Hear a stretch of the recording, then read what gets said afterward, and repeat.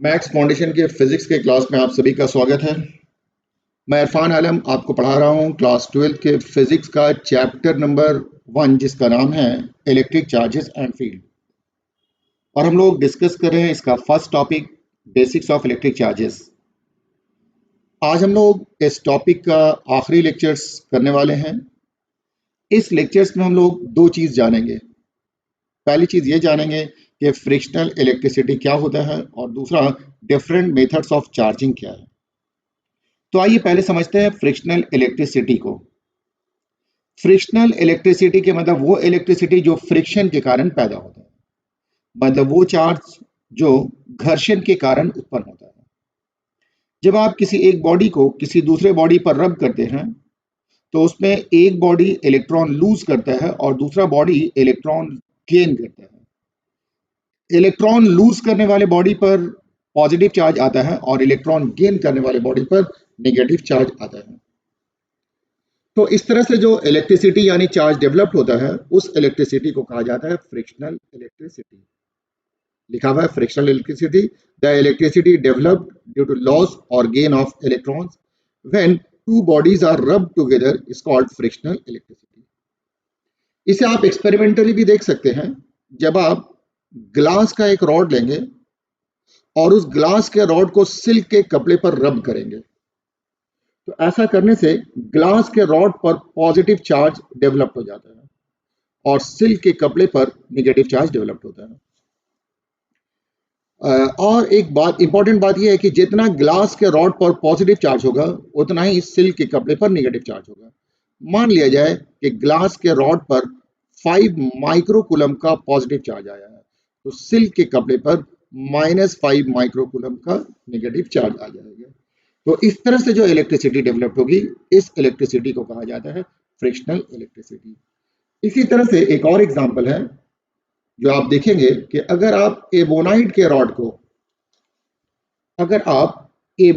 Rod को रब करेंगे उलेन क्लॉथ पर, ऊनी कपड़े पर, तो इस बार एबोनाइट का रॉड इलेक्ट्रॉन गेन करेगा और उलेन क्लॉथ ये इलेक्ट्रॉन लॉस करेगा।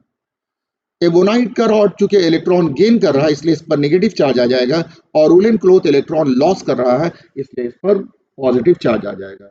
तो when an ebonite rod is rubbed on woolen cloth, ebonite rod gains electrons and becomes positively charged, whereas woolen cloth loses electron and becomes positively charged. ebonite का rod negatively charged और ये positively charged होता है और दोनों पर charge का amount कहा जाएगा तो ये इक्वल है। तो ये था फ्रिक्शनल इलेक्ट्रिसिटी। नेक्स्ट है डिफरेंट मेथड्स ऑफ चार्जिंग। किसी बॉडी को चार्ज करने के अपने पास 3 तरीके हैं। पहला तरीका कहलाता है चार्जिंग बाई फ्रिक्शन, दूसरा कहलाता है चार्जिंग बाई कंडक्शन और तीसरा कहलाता है चार्जिंग बाई इलेक्ट्रोस्टैटिक इंडक्शन। तो पहले हम लोग समझते हैं चार्जिंग बाई फ्रिक्शन। अभी मैंने आपको बताया था कि जब आप दो बॉडी को आपस में रब करते हैं, तो एक बॉडी इलेक्ट्रॉन लूज करता है और दूसरा इलेक्ट्रॉन गेन करता है। इलेक्ट्रॉन लूज करने वाले बॉडी पर पॉजिटिव चार्ज आता है और इलेक्ट्रॉन गेन करने वाली बॉडी पर नेगेटिव चार्ज आता है। तो इस तरह से जो चार्जिंग होता है इसको कहा जाता है चार्जिंग बाय फ्रिक्शन। लिखा हुआ है if two bodies are rubbed together transfer of electrons takes place from one body to another. The body that loses electrons will become positively charged, whereas the body that gains electrons will become negatively charged. This type of charging is called charging by friction. दूसरे शब्दों में the process of charging of two bodies bye rubbing it on each other is called charging by friction. आइए दूसरा जो है ये है charging by conduction. Charging by conduction में क्या होता है कि अगर आपके पास कोई एक चार्ज बॉडी है और इस चार्ज बॉडी के संपर्क में कोई अनचार्ज बॉडी को आप लेकर आते हैं तो अनचार्ज बॉडी पर भी इसी तरह का चार्ज डेवलप हो जाता है। मतलब uncharged body gets charged when it is brought in touch with another charged body. So this type of charging is called charging by conduction. अगर आप किसी अनचार्ज बॉडी को किसी चार्ज बॉडी के संपर्क में लाते हैं तो ऐसा करने से अनचार्ज बॉडी भी चार्ज हो जाता है। इसे हम लोग कहते हैं चार्जिंग बाई कंडक्शन। तीसरा है charging by electrostatic induction.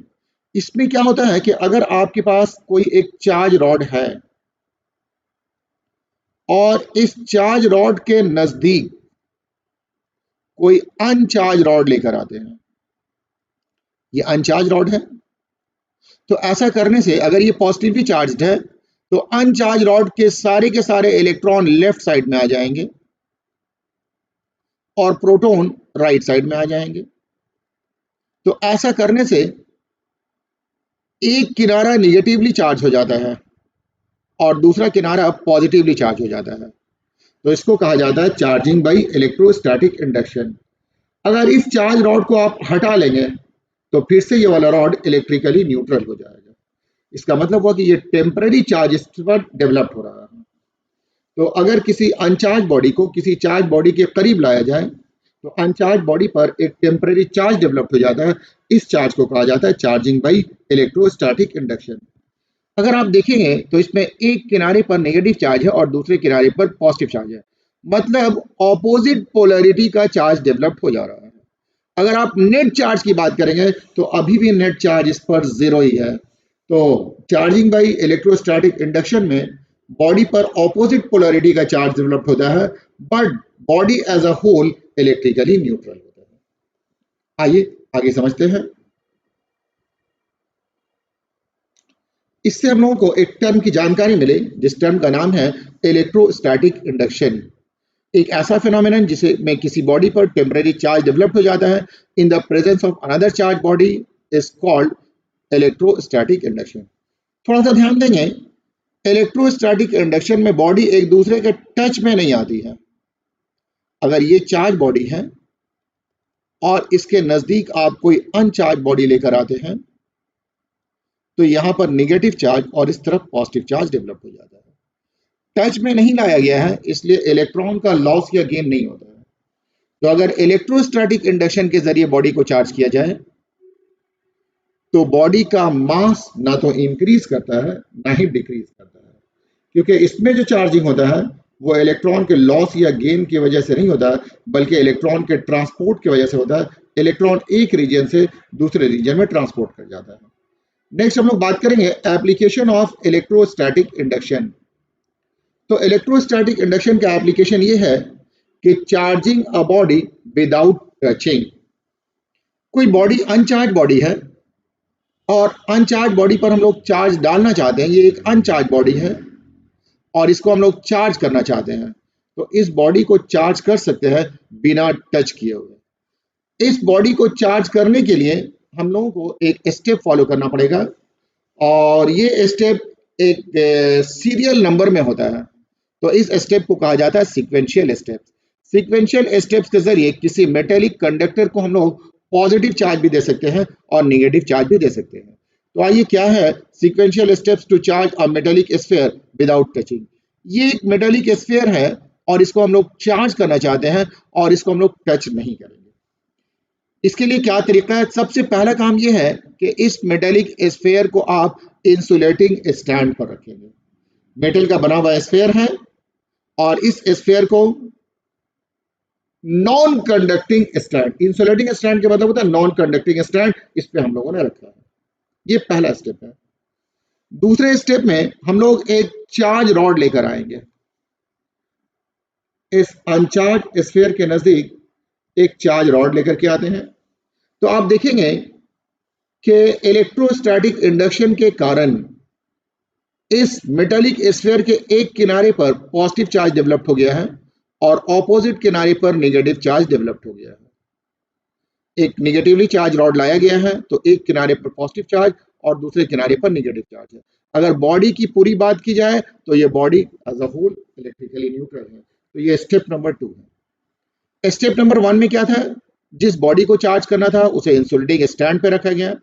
Step number 2 में एक चार्ज बॉडी लाया गया है near metallic sphere. Step number 3 में आप देखेंगे कि ये मेटेलिक स्फीयर को अर्थ कर दिया गया है। मेटेलिक स्फीयर ये अर्थ कर दिया गया है, इस चार्ज रॉड को वैसे ही रखा गया है।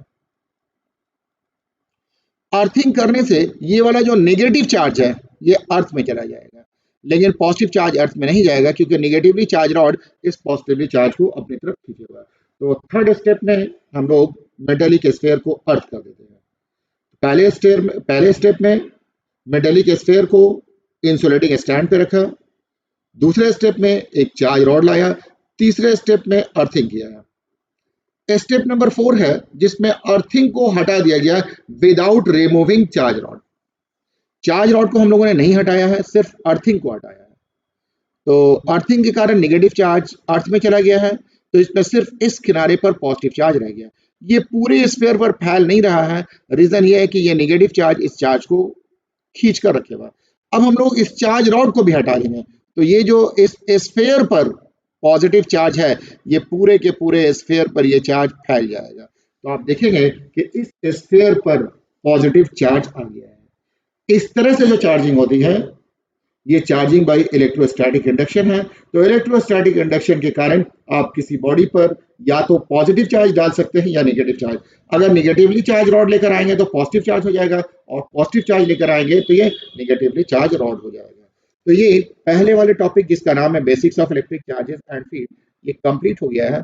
अगले टॉपिक की ओर हम आपको फिर से ले जाएंगे। अब हम लोग हमारा ये पहला वाला टॉपिक कंप्लीट हो गया है।